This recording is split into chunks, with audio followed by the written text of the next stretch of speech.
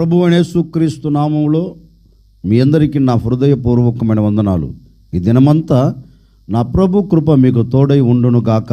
మీరు వెళ్తున్న మార్గాలలో, మీరు చేస్తున్న వ్యాపారం, చేస్తున్న చేతి పని, చేస్తున్న ఉద్యోగాలలో, రాకపోకలలో మీకు నా దేవుడు ఈ దినమంతా కాపుదల అనుగ్రహించునుగాక.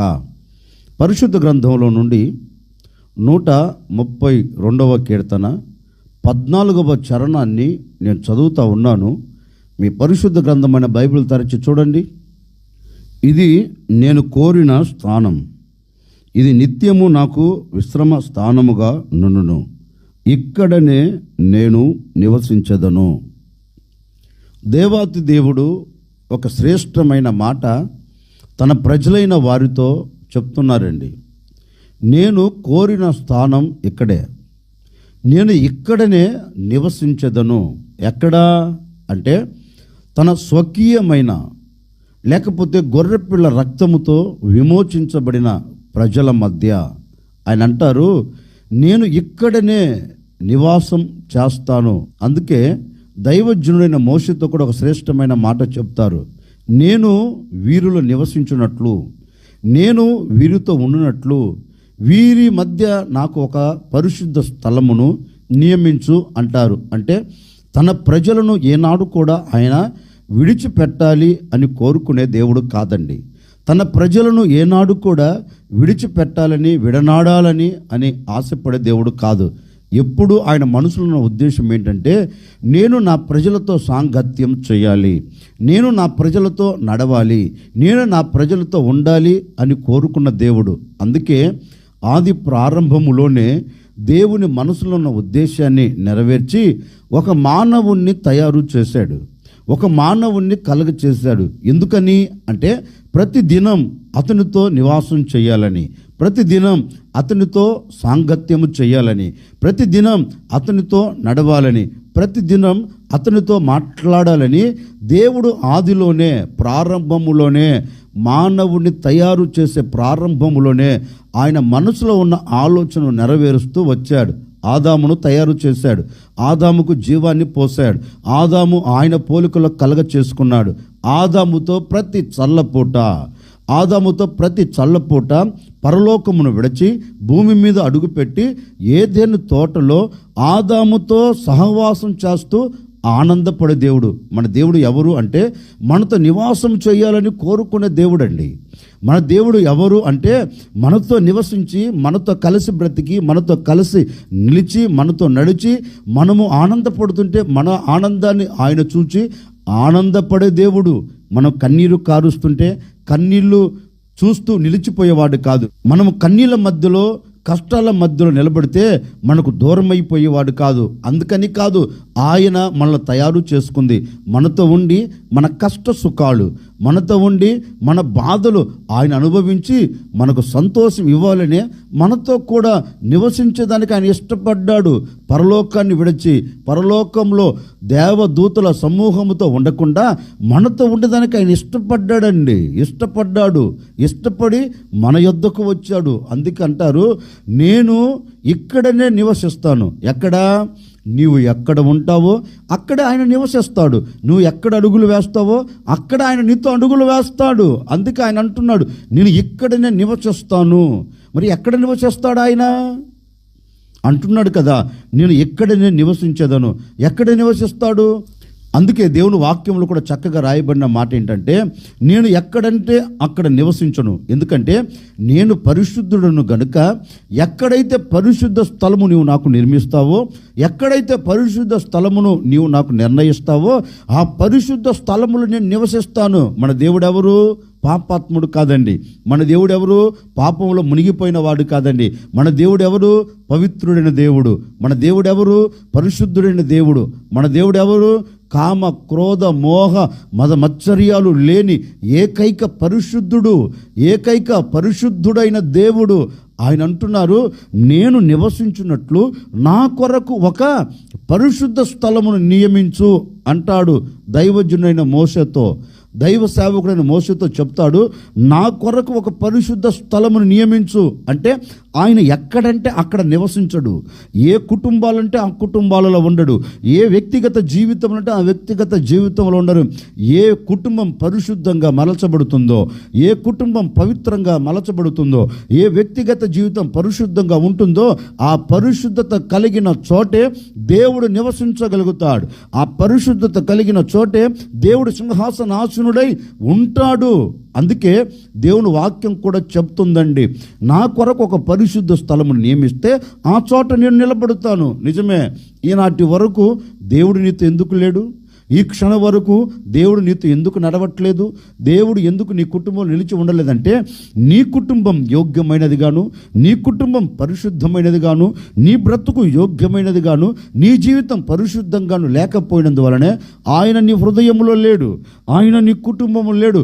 అందుకే ఈనాటి వరకు అలజడి, అందుకే ఈనాటి వరకు ఇక్కట్లు, అందుకే ఈనాటి వరకు ఎన్నో సుడిగుండాల మధ్యలో నువ్వు చుట్టబడి కుప్పగా కోల్చబడుతున్నావు. ఈరోజు ప్రభు పాదాలు పట్టుకొని నిన్ను నీవు పరిశుద్ధపరుచుకొని, నీ కుటుంబాన్ని పరిశుద్ధపరుచుకొని, నీవు ప్రభువా నన్ను నేను పరిశుద్ధపరుచుకున్నాను, నాతో నివాసం చేయి, నా కుటుంబంలో ఉండు అని ఈరోజు నువ్వు అడగగలిగితేనండి, నిశ్చయముగా నీ పరిశుద్ధతను బట్టి ఆయన నీతో నివసించబోతూ ఉన్నాడు. ఆయన నీతో అడుగులు వేయబోతున్నాడు. ఆయన నీ కుటుంబంలో నిలిచి ఉండబోతూ ఉన్నారు. అందుకే ఆయన అంటారు, నేను ఎక్కడంటే అక్కడ నివసించను. ఏ కుటుంబం పరిశుద్ధపరుచుకుంటుందో, ఏ వ్యక్తిగత జీవితం పరిశుద్ధపరుచుకుంటుందో నేను అక్కడ నివసిస్తాను. నేను అక్కడ నివసించి నేను నీ పట్ల ఒక నవనూతనమైన కార్యం జరిగిస్తాను. నీవు కోరుకున్నది నేను నీకు ఇస్తాను, నీవు ఆశించినది నీ చేతులకు అప్పగిస్తాను అని ఆయన ఈరోజు నీతో చెప్తున్నాడండి. నిన్ను నీవు పరిశుద్ధపరుచుకొని ప్రభువుని అడిగితే ఆయన తప్పక నీతోనే నివాసం చేస్తాడండి. ఎక్కడ నివాసం చేస్తాడు అంటే, లేఖనంలో రాయబడిన మాట, స్తుతించే ప్రజల మధ్యలో. నీవు మనసు విప్పి నీవు ఆయన స్తుతిస్తే స్తుతుల సింహాసనం మీద ఆయన నివాసం చేస్తాడు. నీవు ఏ చోట నిలబడి స్తుతించగలుగుతావో ఆ చోటకి ఆయన దిగి వస్తాడు. ఆయన అక్కడికి దిగి వచ్చి అక్కడ నీ పట్ల కార్యము జరిగిస్తాడు. నీవు మనసు విప్పి స్తుతిస్తూ ఉండగా నీ ఎదుట నిలబడిన ప్రాకారాలు గొప్పగా కోల్చబడుతాయండి. ఎందుకని? ఆయన నీతో నివాసం చేస్తున్నాడు. ఎందుకని చేస్తున్నాడు? నీవు స్తుతిస్తున్నావు, నీవు మనస్ఫూర్తిగా ఆయన్ను కొనియాడుతూ ఉన్నావు, నీ స్తుతి అర్పణ ఆయనకు అర్పిస్తున్నావు గనక ఆయన నీతో నివాసం చేయుటకు, ఆయన నీతో నివసించుటకు సింహాసనం విడిచి నీ స్తుతులు అనే సింహాసనం మీదకి దిగి రాగలుగుతాడండి. నీవు మరి ఈ దినాన్ని స్తుతిస్తున్నావా? దేవుని పాదాలు పట్టుకొని మనస్ఫూర్తిగా ఆయన సన్నిధిలో స్తుతి అర్పణ అర్పిస్తున్నావా? కృతజ్ఞత కలిగి నీవు మనసు విప్పి స్తుతి అర్పణ అర్పిస్తూ ఈరోజు నీవు కొనసాగించబడుతున్నావా? స్తుతి అర్పణ అర్పిస్తూ సాగి వెళుతున్నావా అంటే లేదండి. స్తుతి అర్పణ అర్పించలేకపోతున్నావు. కష్టం కలిగినప్పుడు దేవుని విడిచిపెడుతున్నావు, కష్టం కలిగినప్పుడు దేవుని మర్చిపోతున్నావు, ఇబ్బందులు నేను పలకరిస్తున్నప్పుడు దేవునికి దూరం అవుతున్నావు, కష్టం నెమ్మది లేకుండా బ్రతుకుతున్న దినాలు నీ ముంగిటి నిలబడినప్పుడు ఏం చేస్తున్నావు అంటే దేవుని సన్నిధికి దూరం అయిపోతున్నావు. మరి ఎలా నీతో ఉండగలడండి? చూడండి, ఏబును గురించి చక్కగా పరిశుద్ధ గ్రంథం చెప్పకనే చెబుతుంది. ఏబు అన్ని కోల్పోయినా, ఆస్తి కోల్పోయాడు, అంతస్తులు కోల్పోయాడు, ఉన్నవన్నీ కోల్పోయాడు, పనులను కోల్పోయాడు, మందలను కోల్పోయాడు, పొలాన్ని కోల్పోయాడు, పంటను కోల్పోయాడు. ఆఖరికి కడుపున పుట్టిన కన్నబిడ్డలు తన కళ్ళ ముందు కనుమరుగైపోయిన సంగతిని అతడు తెలుసుకున్న తర్వాత అతడు అంటాడు, యెహోవా ఇచ్చెను, యెహోవా తీసుకొని వెళ్ళను, ఆయనకే స్తుతి కలుగునుగాక, ఆయనకే మహిమ కలుగునుగాక. చూడండి, ఏబులో ఉన్న ఎంత విశ్వాసమో చూడండి. అన్నీ కోల్పోయినా దేవుణ్ణి స్తుతించడం మాత్రం మర్చిపోవట్లేదండి. మనమైతే కొంచెం కష్టం కలగగానే దేవుణ్ణి స్తుతించడమేమో పక్కన పెట్టి దేవుణ్ణి దూషించడం ప్రారంభిస్తాం. అసలు దేవుడు నాకు ఏం మేలు చేశాడండి, దేవుడు నా పట్ల ఏం కార్యం చేశాడండి అని దేవుణ్ణి దూషిస్తామండి. కానీ ఏవో అలా చేయలే, దేవుణ్ణి స్తుతించాడు. అందుకే అతని స్తుతుల మీద దేవుడు ఆసీనుడై అత్యధికముగా అతన్ని ఆశీర్వదించాడు, అత్యధికముగా అతన్ని దీవించగలిగాడు. అంటే ఈ రోజున మన కుటుంబం ఎందుకు శాపాన్ని చూస్తుంది? ఈ రోజున ఎందుకు మన కుటుంబం కన్నీళ్లను చూస్తుంది?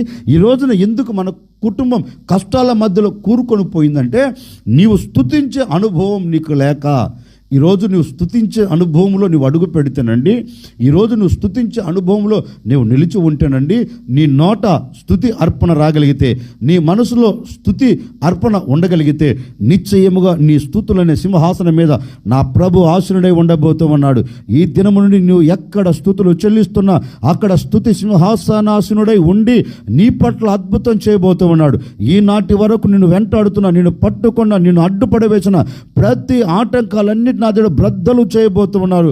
ఇశ్రాయేలీయుల ఎదుట ప్రాకారాలు గొప్పగా కూల్చి వారిని దాటేటట్లుగా చేసిన దేవుడు. ఈ దినం నీవు స్తుతించడం ప్రారంభిస్తే ఆయన నీతో నివసించి, ఆయన నీతో ఉండి, నీవు ఎక్కలేని వాటిని, నీవు దాటలేని వాటిని, నీవు జయించలేని వాటన్నిటి మీద జయమిచ్చి మిమ్మల్ందరినీ దాటించబోతూ ఉన్నాడు. మిమ్మల్ందరినీ అద్దరికి చేర్చబోతూ ఉన్నారు. ఈరోజు నీవు మనసు విప్పి ఆయనను నువ్వు స్తుతిస్తే అక్కడ ఆయన నివసిస్తాడు. అక్కడ ఆయన నివసించి నీ ప్రాకారాలన్నిటిని సదును భూమి చేస్తాడు. ప్రాకారాలన్నీ నీ కాళ్ళ కిందకు వస్తాయి. నువ్వు దాటుకొని సంతోషకరంగా వెళ్ళగలుగుతావు. ఎక్కడ ఆయన నివసిస్తాడు అంటే పరిశుద్ధ స్థలం. ఎక్కడ ఆయన నివసిస్తాడు? స్తుతించే ప్రజల మధ్యలో. ఎక్కడ ఆయన నివసిస్తాడు? లేఖనంలో రాయబడిన మాటను తెలుసండి, 2-3 కూడి నా నామమున ఎక్కడైతే ప్రార్థిస్తారో అక్కడ నేను నివాసం వారితో చేస్తా. అంటే 2-3 కూడి అంటే ఎక్కడ ఐక్యత ఉంటుందో, ఎక్కడ ఐక్యత నిలిచి ఉంటుందో అక్కడ ఆయన నివాసం చేస్తాడంటండి. ఐక్యత లేని చోట కాదు, ఐక్యత లేని చోట ఆయన నివసించడు, ఐక్యత లేని చోట ఆయన ఉండేదానికి ఇష్టపడ్డాడు. ఎక్కడైతే ఐక్యత ఉంటుందో అక్కడ ఆయన నివసిస్తాడు. ఈరోజు ఐక్యత లేదా నీ జీవితమునకు, ఐక్యత లేదా నీ కుటుంబానికి, ఐక్యత లేదా నీ వ్యక్తిగత జీవితమునకు, ప్రశాంతత లేదా నీ కుటుంబంలో ఈరోజు ఐక్యతను నువ్వు కాపాడుకొని ఆత్మ కలిగించు ఐక్యతలో నువ్వు నిలబడితేనండి, ఆ ఐక్యత కోసం నువ్వు పట్టుదల కలిగి ప్రార్థన చేస్తున్నండి, నిశ్చయముగా ఐక్యత ఉన్న కుటుంబాలలో, ఐక్యత కలిగిన జీవితంలో ఆయన నివసిస్తాడు. ఆయన నివసించి నీ పట్ల కార్యం జరిగిస్తాడు. అందుకే లేఖనం చెప్పకని చెబుతుంది, నేను ఇక్కడనే నివసిస్తా. ఎక్కడ నివసిస్తాడు? పరిశుద్ధత కలిగిన చోట. ఎక్కడ నివసిస్తాడు? స్తుతించే చోట. ఎక్కడ నివసిస్తాడు? ఐక్యత కలిగిన చోట నా ప్రభు నివసించి మీ కుటుంబాల పట్ల ఆశ్చర్యమైన కార్యాలు జరిగించునుగాక. మరి ఇక్కడ నేను నివసించాలి అంటే పరిశుద్ధత కావాలి అన్నాడు, స్తుతించాలి అన్నాడు, ఐక్యత ఉండాలి అన్నాడు కదా. మరి ఈ అనుభవాలు కలిగి మనము బ్రతికినప్పుడు ఆయన మనతో నివాసం చేస్తాడు. మరి నివాసం చేసిన దేవుడు ఏం చేస్తాడు అంటే లేఖనములో ఒక చక్కని మాట రాయబడిందండి. ఈ పూట ఆ మాట మనం ధ్యానం చేసుకుందాం. కీర్తనల గ్రంథం 132వ కీర్తన 15వ చరణాన్ని నేను చదువుతా ఉన్నాను.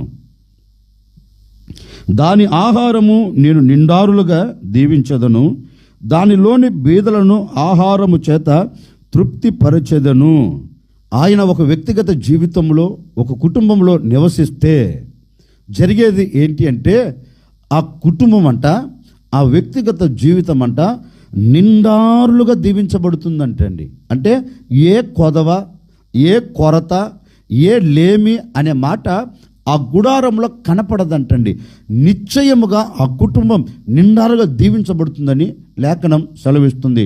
ఒకవేళ ఈనాటి వరకు ఆయన నీతో లేడు గనుకనే దేవుడు అనుగ్రహించే దీవెన నీకు కలగలేదేమో. ఆయన నీ కుటుంబంలో నివసించలేదు గనుకనే నీవు చేస్తున్న వ్యాపారంలో ఒక దీవెన కలగలేదేమో, నీవు చేస్తున్న చేతి పనిలో ఒక దీవెన కలగలేదేమో, నీవు ఉద్యోగంలో ఒక దీవెన నీకు కలగలేదేమో. వీటన్నిటికీ ప్రబలమైన కారణం ఏంటి అంటే ఆయన నీతో నివసించలేకపోయినందువలన ఈ దీవెన నీకు కలగలేదు. ఈ దీవెన నీకు కలగాలి అంటే నువ్వేం చెయ్యాలంటే నువ్వు పరిశుద్ధపరుచుకోవాలి, నీవు స్తుతి చెల్లించాలి, నీవు ఐక్యతలో కలిగి ఆయన పాదాలు పట్టుకుంటే ఆయన నీతో నివసిస్తాడు. నివసించిన దేవుడు ఇప్పుడు నీతో చెప్తున్నారు, నేను నీతో నివసిస్తున్నాను గనక, నేను నీ మధ్య నివాసం చేస్తున్నాను గనక నిశ్చయముగా నేను నిండారులుగా నేను దీవిస్తాను, నిండారులుగా నేను నిన్ను ఆశీర్వదిస్తాను. మన దేవుడు ఎవరు అంటే చేతులు చాపి ఆశీర్వదించగలిగిన దేవుడు అండి. నేను ప్రకటించే దేవుడు ఎవరు అంటే, చేతులు చాపి ఆయన చేతులలో దాచబడిన ప్రతి ఈవిని నీకు దయచేయగలిగిన దేవుడు. లేఖనంలో కూడా చక్కగా రాయబడిన మాట తెలుసండి, వారి మీద చేతులుంచి వారి వైపు చేతులెత్తి వారిని ఆశీర్వదించను అంటే, నా ప్రభు ఆశీర్వదించగలిగిన దేవుడు. నీ శాపమును కొట్టివేయగలిగిన వాడు, నీ దరిద్రతను తీసివేయగలిగిన వాడు, నీ శాపమునకు విముక్తి కలగ చేయగలిగిన వాడు, నీ వ్యాపారాన్ని, నీ చేతి పనిని అంచెలంచెలుగా ఆశీర్వదించుటకు సర్వశక్తి కలిగిన దేవుడు. ఆ దేవుడు ఈ రోజు నీతో చెప్పకనే చెబుతూ ఉన్నారు, నేను నిన్ను ఆశీర్వదించబోతూ ఉన్నాను. నిన్ను నీవు పరిశుద్ధపరుచుకున్నావు గనక, నీవు స్తుతిస్తున్నావు గనక, నీలో ఐక్యత ఉంది గనక, నేను మీ మధ్య నివాసము చేసి నిండారులుగా నేను దీవించబోతూ ఉన్నాను. నిండారులుగా నేను మిమ్మల్ని ఆశీర్వదించబోతూ ఉన్నాను. మీరు ఆశీర్వాదానికి నాంది పలకబోతూ ఉన్నారు, దీవెనకు నాంది పలకబోతూ ఉన్నారు. ఇక మీదట మీ బ్రతుకు దినములన్నిట ఎక్కడ అడుగు పెట్టినా అక్కడ నా దేవుడు దీవెన కలగ చేయబోతూ ఉన్నాడు.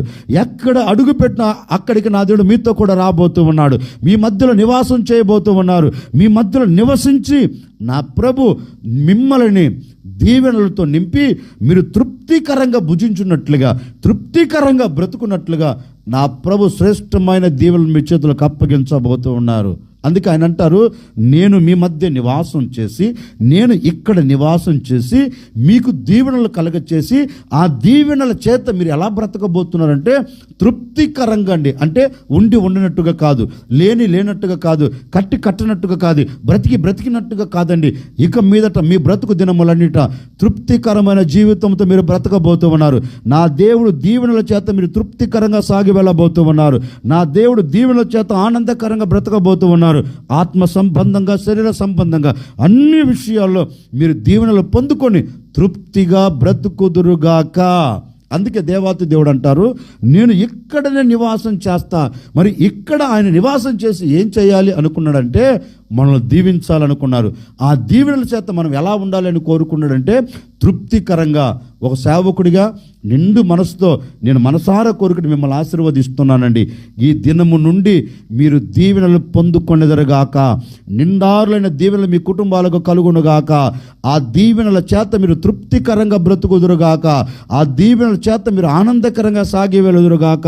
ఇక మీ కుటుంబంలో కన్నీరు లేకుండా, మీ కుటుంబంలో వేదన లేకుండా, మీ కుటుంబంలో ఆహార కొరత లేకుండా, మీ కుటుంబంలో ఆర్థిక ఇబ్బందులు లేకుండా, మీ కుటుంబంలో అనారోగ్యం లేకుండా నా దేవుడు నిండాలుగా మిమ్మల్ని దీవించబోతూ ఉన్నాడు. సర్వ సమృద్ధితో నింపబోతూ ఉన్నాడు. సర్వ సమృద్ధిని మీరు కలగ చేయబోతున్నారు. తృప్తికరంగా బ్రతకబోతూ ఉన్నారు. ఆరోగ్యం కలగబోతుంది. ఆర్థిక ఇబ్బందులు తొలగిపోతూ ఉన్నాయి. అసమాధానం తొలగిపోతూ ఉంది. మీ కుటుంబంలో నా దేవుడు నిలిచి ఈ దీవెనలన్నీ మీ కుటుంబానికి దయచేయునుగాక. ఆశ్చర్యకరుడా, మీకు స్తోత్రాలు చెల్లిస్తూ ఉన్నా. మీ బిడ్డలు ఎందరైతే కోరుకున్నారో, ఎందరైతే ఆశపడ్డారో, నా జీవితంలో, నా కుటుంబంలో నా దేవుడు నివాసం చేయాలని ఎందరైతే కోరుకున్నారో, ప్రతి గుడారంలో, ప్రతి కుటుంబంలో, ప్రతి వ్యక్తిగత జీవితంలో మీరు నివసించెదరుగాక. నివసించి నాయన ప్రతి కుటుంబాన్ని దీవించండి, ప్రతి వ్యక్తిని దీవించండి, ప్రతి వ్యాపారాన్ని దీవించండి, ప్రతి చేతి పనిని దీవించండి, ప్రతి ఉద్యోగాన్ని దీవించండి నాయన. ప్రతి వారు దీవెనలు పొందుకొని తృప్తికరంగా బ్రతుకున్నట్లుగా ఈ దినము నుండి బిడ్డల పట్ల మీ కార్యాలు జరిగించి, దరిద్రతను కొట్టివేసి, శాపాన్ని తీసివేసి, నిండారులుగా అన్ని విషయాల్లో, అన్ని కోణాలలో బిడ్డల ఆశీర్వాదానికి నాంది పలుకున్నట్లుగా సహాయము చేయమని యేసు నామములు అడిగి వేడుకొనుచున్నాము తండ్రి, ఆమెన్. ఈ దినమంతా నా ప్రభు మీతో నివసించి, నిండారుగా నా ప్రభు మిమ్మల్ని దీవించి, మిమ్మల్ని తృప్తికరంగా నా దేవుడు బ్రతికించునుగాక.